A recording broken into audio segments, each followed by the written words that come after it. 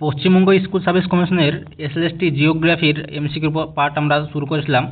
তো আজকে আমরা পার্ট আছে 37 নম্বর পার্ট, সোয়েল প্রপার্টিজ বা properties of soil, physical and chemical properties of soil বা মৃত্তিকার যে প্রপার্টিজ বা উপাদান সেগুলি কিন্তু আজকে আলোচনা করব।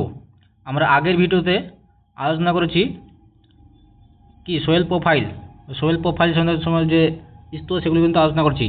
আজ কিন্তু পার্ট নম্বর 3 এগুলো কিন্তু আমরা আলোচনা করব, পার্ট 3 বায়োজিওগ্রাফির। প্রথম প্রশ্ন চলে যাব। প্রথম প্রশ্ন হচ্ছে কোনটি মাটির একটি শারীরিক গুণ?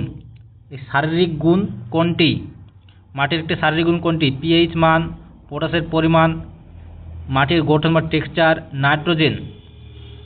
উত্তর সি, টেক্সচার বা মাটির গঠন। এটি কিন্তু একটি শারীরিক গুণ, হচ্ছে মাটির গঠন। টেক্সচার গঠন বলেছে, কিন্তু এটা কিন্তু গঠন হবে, টেক্সচার। মাটির গঠন কিন্তু এখানে টেক্সচার অর্থাৎ যে কোনার আকৃতি বা আকার আকৃতি কিন্তু এখানে কি অনুপাতে আকৃতি আছে সেগুলো কিন্তু এইটির আলোচনা করা হয় এখানেই, এই প্রপার্টির মাধ্যমে। তো 2 নম্বর প্রশ্ন, মাটির রং নির্ভর করে কিসের উপর? মাটির রং নির্ভর করে জলীয় বাষ্পের উপর, সারের গুণের উপর, খনিজ ও জৈব উপাদানের উপর, শিকড়ের গঠনের উপর। উত্তর সি, খনিজ ও জৈব উপাদান। কোন খনিজ পদার্থ কেমন বা জৈব উপাদানের পরিমাণ কেমন তা সেগুলি কিন্তু মাটির রঙকে নির্ভর করে। জৈব উপাদান বেশি হলে মাটির রং কালো হয়, খনিজ উপাদান বেশি হলে মাটির রং লাল হয়, এরকম। তো উত্তর হবে সি, খনিজ উপাদান। উদাহরণস্বরূপ হিউমাস মাটিকে গাঢ় ডাক বা কালো করে থাকে, এবং লোহা যে আকরিক সেগুলোকে কিন্তু লাল করে থাকে। পরবর্তী প্রশ্ন 3 নম্বর প্রশ্ন, মাটির সবচেয়ে সূক্ষ্ম কণাকে কি বলা হয়? মাটির সবচেয়ে সূক্ষ্ম কণাকে কি বলা হয়? বালি, কাদা, সিল্ট, কাদামাটি বা ক্লে? কাদামাটি বা ক্লে বলা হয়। উত্তর ডি, সূক্ষ্ম কণাকে কিন্তু ক্লে বলা হয়। উত্তর ডি, কাদামাটি বা ক্লে কণার ব্যাস কিন্তু চোখে দেখা যায় না, একদম সূক্ষ্ম করা হয়, 0.002 মিলিমিটার। এর চেয়েও কম থাকে। এটি জল ধরে রাখতে সক্ষম। এটি কিন্তু জল ধরে রাখার ক্ষেত্রে কিন্তু এই ক্লে বা কাদামাটি কিন্তু খুবই গুরুত্বপূর্ণ। পরবর্তী প্রশ্ন, স্যান্ডি সোয়েলের বৈশিষ্ট্য কি? জল ধারণ ক্ষমতা বেশি, পুষ্টি ধারণের দুর্বল, খুব বেশি হিউমাস থাকে, আঠালো। স্যান্ডি সোয়েল কিন্তু কি হয়? এটা কিন্তু পুষ্টি ধারণের দুর্বল, এখানে কিন্তু কোনো পুষ্টি থাকে না। কি থাকে? জল ধরার ক্ষমতা সবচেয়ে কিন্তু কম থাকে এখানে। তো উত্তর বি, স্যান্ডি সোয়েলে কিন্তু পুষ্টি ধারণ দুর্বল হয়ে থাকে। উত্তর বি, পুষ্টি ধারণ দুর্বল। বালুকাময় মাটি শুষ্ক এবং জল ও পুষ্টি সহজেই নিচের দিকে চলে যায়, এখানে কিন্তু জল থাকে না বালি মাটিতে। পরবর্তী প্রশ্ন 5 নম্বর প্রশ্ন, কোনটি মাটির রাসায়নিক গুণ? রং, গঠন, পিএইচ মান, আর্দ্রতা। তো রং, গঠন, আর্দ্রতা এগুলো কিন্তু এর যে মাটির গুণ, কিন্তু পিএইচ এটা রাসায়নিক, এই রাসায়নিক পদার্থ কিন্তু পিএইচ মান কিন্তু এই রাসায়নিক গুণ মাটির পিএইচ মান। উত্তর সি, পিএইচ মান। পিএইচ অম্ল এবং ক্ষার নির্দেশ করে। পিএইচ কম থাকলে সেটি অম্ল মাটি মৃত্তিকা বলা হয়, পিএইচ বেশি থাকলে কিন্তু ক্ষারীয় মৃত্তিকা বলা হয়, যা একটি রাসায়নিক বৈশিষ্ট্য।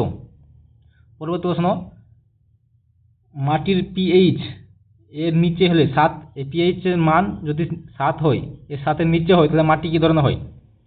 নিউট্রাল একটি পিএইচ হচ্ছে মাটির পিএইচ এর মান হচ্ছে 7, এবং 7-এর যদি নিচে থাকে তো সেটি কিন্তু আম্লিক হবে, আর বেশি হলে কিন্তু সেটি ক্ষারীয় হবে। তো উত্তর এখানে সি, আম্লিক। পিএইচ এর মান যদি 7-এর নিচে হয়, 7-এর নিচে হয়, তাহলে কিন্তু সেটা হবে আম্লিক। পিএইচ এর মান 7-এর নিচে হলে সেটা হবে অ্যাসিডিক বা আম্লিক। অ্যাসিডিক সোয়েল বলা হয় সেটিকে। পরবর্তী প্রশ্ন, লোমি সোয়েল। এই লোমি সোয়েলের বিশেষত্ব কি? লোমি সোয়েল কাকে বলা হয়? শুধুমাত্র বালি থাকে, শুধুমাত্র কাদামাটি থাকে, সব কণার সুষম মিশ্রণ থাকে, শুধু জৈব পদার্থ থাকে। তখন সমস্ত কণার যে সুষম একটি মিশ্রণ, সেটা কিন্তু লোমি সোয়েল বলা হয়। এই লোমি সোয়েল কিন্তু চাষের পক্ষে সবচেয়ে বেশি ভালো। এখানে সমস্ত রকম চাষ করা যায় এই লোমি সোয়েলে। সমস্ত পদার্থের একটি সুষম মিশ্রণ থাকে, এটা কিন্তু লোমি সোয়েল বলা হয়। সকল কণার সুসমিশ্রণ। উত্তর সি, লোমি সোয়েল হলো কৃষির জন্য একটি আদর্শ মাটি কিন্তু এই লোমি সোয়েল। পরবর্তী প্রশ্ন, কোন ধরনের মাটি জল দ্রুত নিঃসরণ করে? কোন ধরনের মাটি? কাদা মাটি, বালুকামা মাটি, দোআঁশ মাটি, সিল্ট মাটি। তো উত্তর নিশ্চয় জানতে পারছো যে বালিকা মাটি, বালুকা বা বালি মাটি। এই বালি মাটি কিন্তু সবচেয়ে বেশি নিঃসরণ করে, দ্রুত জল নিঃসরণ করে। এখানে কিন্তু জল ধারণ ক্ষমতা সবচেয়ে কম এই বালি মাটিতে। উত্তর বি বালি মাটি। এই বালি মাটির কণাগুলি বড় বড় হয়, আকার বড় বড় হয়, তাহলে জাল যে জল সেগুলি কিন্তু তাড়াতাড়ি নিচের দিকে বেয়ে চলে যায়। পরবর্তী প্রশ্ন, মাটির জল ধারণ ক্ষমতা সবচেয়ে বেশি কোনটিতে? বালি মাটি, সিল্ট, ক্লে, দোআঁশ। এই ক্লে, আগে আমরা বললাম যে ক্লে বা কাদামাটি, এই কাদামাটিতে কিন্তু সবচেয়ে বেশি জল ধারণ ক্ষমতা বেশি থাকে। সি, উত্তর সি, ক্লে। সূক্ষ্ম কণার কারণে ক্লেতে জল ধরে রাখতে পারে। পরবর্তী প্রশ্ন, 10 নম্বর প্রশ্ন, কোনটি সোয়েল টেক্সচার নির্দেশ করে না? সোয়েল টেক্সচার কোনটি নির্দেশ করে না? Option A granular, option B blocky, option C columnar, option D হচ্ছে গ্যাসোসিয়াস। তো এই যে ব্লকি, এটি কিন্তু সোয়েলের টেক্সচার নির্দেশ করে না। ব্লক বলতে মোটা মোটা যেটা, সেটাই। তো এটা ব্লকি হবে না। ব্লকি এটা একটা সোয়েলের যে টেক্সচার, সেটি ব্লকি। তো উত্তর হবে ডি গ্যাসিয়াস। এই গ্যাসিয়াস কিন্তু কোনো টেক্সচার নয়, সোয়েল টেক্সচার নয়। সোয়েল টেক্সচারের তিনটি, গ্ল্যামিনার, ব্লকি এবং ক্লোমিনার। উত্তর ডি গ্যাসিয়াস কোনো মাটির গঠন নয়। পরবর্তী প্রশ্ন, 11 নম্বর প্রশ্ন, কোন ধরনের মাটিতে শিকড় সবচেয়ে ভালো প্রবেশ করে? Clay, loamy, Sandy, Rocky. তো আমরা আগেই বললাম যে লোমি, এই লোমি সয়েল কিন্তু চাষের পক্ষে সবচেয়ে বেশি আদর্শ। তো উত্তর হবে বি লোমি সয়েল। এই লোমি সয়েলে কিন্তু শিকড় সবচেয়ে ভালোভাবে প্রবেশ করে। তো কিন্তু চাষাবাদ সবচেয়ে ভালো কিন্তু এই লোমি সয়েলে হয়ে থাকে। উত্তর বি লোমি সয়েলে পর্যাপ্ত পরিমাণ জল থাকে এবং বায়ু ও পুষ্টি থাকে।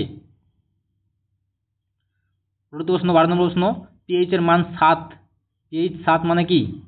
আম্লীয় সয়েল, অম্লিক প্রকৃতির, ক্ষারীয় প্রকৃতির, বিষাক্ত প্রকৃতির, নিরপেক্ষ। আমরা বলছিলাম পিএইচ যদি মান 7 থাকে তাহলে কিন্তু এটি নিরপেক্ষ বা নিউট্রাল। উত্তর ডি নিরপেক্ষ থাকে। পিএইচ এর মান বেশি এবং কম হলে কিন্তু অম্লিক হয় এবং বেশি হলে ক্ষারীয় হয়। উত্তর ডি নিরপেক্ষ। পিএইচ এর মান নিউট্রাল। এটি কিন্তু অ্যাসিডিক না, আবার আম্লিকও না। পরবর্তী প্রশ্ন, 13 নম্বর প্রশ্ন, কোন মাটিতে সবচেয়ে বেশি উর্বর? বালুকাময় মাটি, ক্লে মাটি, দোআঁশ মাটি, ল্যাটেরাইট মাটি। তো সবচেয়ে বেশি উর্বর হয় কিন্তু এই দোআঁশ মাটি, লোমি সয়েল যেটাকে বলা হয়, দোআঁশ মাটি। উত্তর সি দোআঁশ মাটিতে কি হয় যে সঠিক অনুপাতে কণা এবং জৈব পদার্থ সবচেয়ে বেশি অনুপাতে থাকে। এটা কিন্তু দোআঁশ মাটি, লোমি সয়েল। পরবর্তী প্রশ্ন হচ্ছে রেড সোয়েলের রং কেমন হয়, নাকি লাল কেন হয়? রেড সোয়েল রং কিন্তু লাল হয়। এই লাল সোয়েল বা এর যে মাটির রং লাল কেন হয়? ফসফরাসের জন্য, লোহার উপস্থিতির জন্য, হিউমাসের উপস্থিতির জন্য, সালফারের উপস্থিতির জন্য। উত্তর বি লোহার উপস্থিতি। এই ফেরাস অক্সাইডের বা লোহা Fe, এই ফেরাস অক্সাইডের উপস্থিতির জন্যই কিন্তু রেড সোয়েলের রং কিন্তু লাল হয়। উত্তর বি লোহার উপস্থিতি বা আয়রন অক্সাইড। পরবর্তী প্রশ্ন, হিউমাস কি? আগে আমরা পড়েছি কিন্তু হিউমাস। এই হিউমাস কিন্তু কি বলা আছে? এটি একটি খনিজ, এটি একটি ব্যাকটেরিয়া, জৈব পদার্থ, গ্যাস। তো এটি উত্তর তোমরা বলে দাও যে 15 নম্বর প্রশ্নের উত্তর কি হবে? জৈব পদার্থ হবে, ব্যাকটেরিয়া হবে, খনিজ হবে বা না গ্যাস হবে? তাই উত্তর আমি বলেছি, উত্তর সি জৈব পদার্থ। এই জৈব পদার্থ কিন্তু হিউমাস। উত্তর কিন্তু সি হবে, জৈব পদার্থ। মৃত উদ্ভিদ এবং প্রাণীর অবশিষ্ট অংশ পচে হিউমাস তৈরি হয়। পরবর্তী প্রশ্ন, 16 নম্বর প্রশ্ন, কোন মাটি ক্ষারীয় প্রকৃতির হয়? ল্যাটেরাইট মাটি, অ্যালুভিয়াল মাটি, ডিজার্ট সয়েল, পিটি সয়েল। এই এটি কিন্তু জলাভূমিতে তৈরি হয়। এই পিটি সয়েল কিন্তু ক্ষারীয় প্রকৃতির হয় না। ক্ষারীয় প্রকৃতির হয় সি ডেজার্ট বা মরুভূমিত অঞ্চলে ক্ষারীয়, লবণাক্ত বেশি হয় সেখানে কিন্তু ক্ষারীয় প্রকৃতির সয়েল কিন্তু এই লবণাক্ত সয়েল বা ডেজার্ট সয়েল। উত্তর সি ডেজার্ট সয়েল। মরুভূমিতে যে লবণাক্ত মাটি পাওয়া যায় সেটি কিন্তু ক্ষারীয় হয়। পরবর্তী প্রশ্ন, কালো মাটি প্রধানত কোন অঞ্চলে পাওয়া যায়? গঙ্গা সমভূমি অঞ্চল, দাক্ষিণাত্য মালভূমি অঞ্চল, হিমালয় অঞ্চল, পশ্চিমবঙ্গ। তো পশ্চিমবঙ্গে কিন্তু দোআঁশ মাটি বা পলিমাটি সবচেয়ে বেশি পাওয়া যায়। কিন্তু উত্তর হবে বি দক্ষিণাত্য মালভূমি। এই দক্ষিণাত্য মালভূমি, এখানে কিন্তু লাভাগঠিত মালভূমি থাকে। এখানে ব্যাসাল্ট দিয়ে গঠিত মালভূমি হয়েছে, কিন্তু ব্যাসাল্টের ওপরে যে মাটি কিন্তু তৈরি হয় সেগুলো কিন্তু ব্ল্যাক সোয়েল বা কালো মাটি, রেগুর মাটি। এই কালো মাটি কিন্তু এখানেই পাওয়া যায় দাক্ষিণাত্য অঞ্চলে। এটি কিন্তু তুলো উৎপাদনে সবচেয়ে বেশি গুরুত্বপূর্ণ ভূমিকা পালন করে, তুলো চাষ সবচেয়ে ভালো হয়। উত্তর দাক্ষিণাত্য মালভূমি বা ডেকান ট্যাপ।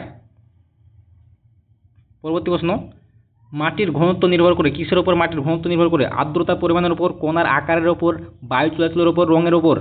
উত্তর বি, কণার আকার। এই মাটির যে কণা, এই সূক্ষ্ম কণার আকারের উপরে কিন্তু মাটির ঘনত্ব নির্ভর করে। সরু সরু সূক্ষ্ম দানা হলে কিন্তু ঘনত্ব বেশি হবে, বড় বড় কণা হলে ঘনত্ব কম হবে। বালি মাটিতে ঘনত্ব কম হয়। উত্তর বি, কণার আকার। ছোট কণায় ফাঁক বা জায়গা বেশি থাকে, তাই ঘনত্ব কম হয়। ছোট কণায় ফাঁক কম থাকে, ছোট কণায় ফাঁক কম থাকে বলে ঘনত্ব বেশি হয়, আর বড় কণায় ভাগ বেশি থাকে বলে ঘনত্ব কম হয়। পরবর্তী প্রশ্ন, ল্যাটেরাইট সোয়েল। এই ল্যাটেরাইট সোয়েল তৈরি হয় কিসে? লাল মাটি থেকে, শক্ত শিলা থেকে, লিচিং দ্বারা, আগ্নেয়গিরির দ্বারা। ল্যাটেরাইট মাটি কিন্তু এই লিচিং প্রক্রিয়ার দ্বারা কিন্তু হয়ে থাকে। উত্তর সি, লিচিং দ্বারা। উত্তর সি, লিচিং দ্বারা। বৃষ্টির ফলে দ্রবণীয় পদার্থগুলি নিচে চলে যায় এবং পরিত্যক্ত মাটি কিন্তু ল্যাটেরাইট মাটির নামে উপরে থাকে, তৈরি হয়। পরবর্তী প্রশ্ন, পিটি সোয়েল। আগে আমরা বললাম যে পিটি সোয়েল অধিকাংশ দেখা যায় কোথায়? এই পিটি সোয়েলগুলি দেখা যায় কোথায়? জলাভূমিতে।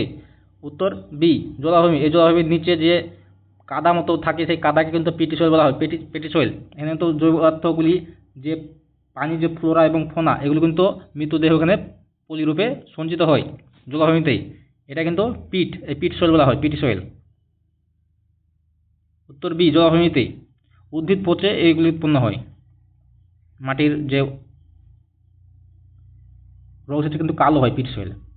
তো এই প্রশ্ন, কোনটি মাটির তাপমাত্রাকে প্রভাবিত করে? রং, রোদ, জল, লবণ। তো মাটির তাপমাত্রাকে প্রভাবিত কিন্তু করে কিন্তু রং, মাটির রং যদি কালো হয় সেখানে কিন্তু মাটি বেশি গরম হবে, সেখানে তাপ বেশি অ্যাজিউম করবে। কিন্তু যদি অন্য রঙের হয় কিন্তু সেগুলো কিন্তু মাটি রিফ্লেক্ট করে। উত্তর হবে এ, মাটির তাপমাত্রা কিন্তু প্রভাবিত করে রং। উত্তর এ, উত্তর ডি, লবণ।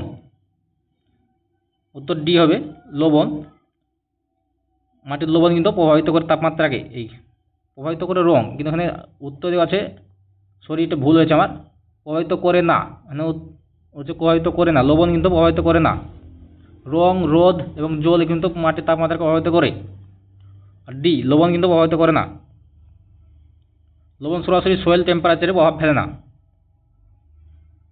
পরবর্তী প্রশ্ন, স্যান্ডি সোয়েল। এই স্যান্ডি সোয়েল এর কণার একটি গুণ হলো, এই স্যান্ডি সোয়েলের গুণ কি? আর্দ্রতা ধরে রাখা, দ্রুত গরম হয়ে যাওয়া, খুব উর্বর হওয়ায়, শিকড় আটকে যায়।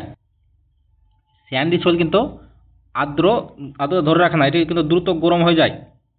খুব উর্বর, এটি কিন্তু খুব উর্বর নয়, দ্রুত গরম হয়ে যায়। উত্তর বি, দ্রুত গরম হয়। স্যান্ডি সোয়েল গরম ও শীতল দুটোই তাড়াতাড়ি হয়ে যায়। মরুভূমি অঞ্চল দেখবে দিনের বেলা সবচেয়ে গরম হয় এবং রাতের বেলা সবচেয়ে টেম্পারেচার নিম্ন হয়ে যায়। এখানে টেম্পারেচার পার্থক্য কিন্তু সবচেয়ে বেশি থাকে।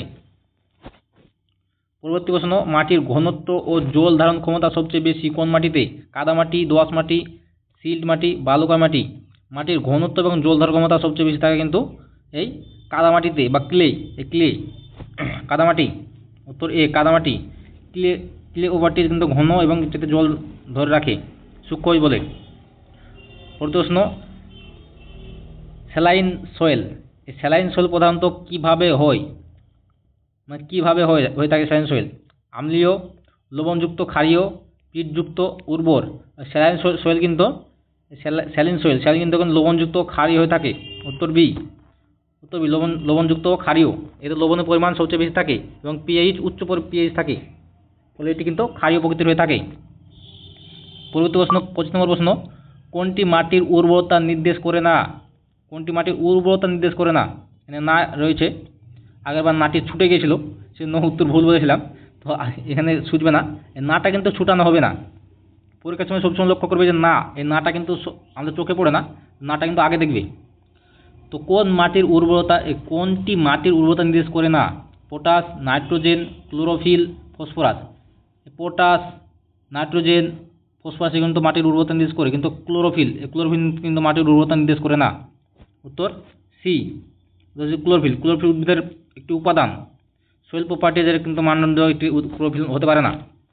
তো এই ছিল আমাদের যে ফিজিক্যাল এবং কেমিক্যাল প্রপার্টিজ অফ সয়েল। তো দেখা হচ্ছে পরবর্তী ভিডিওতে। Good bye.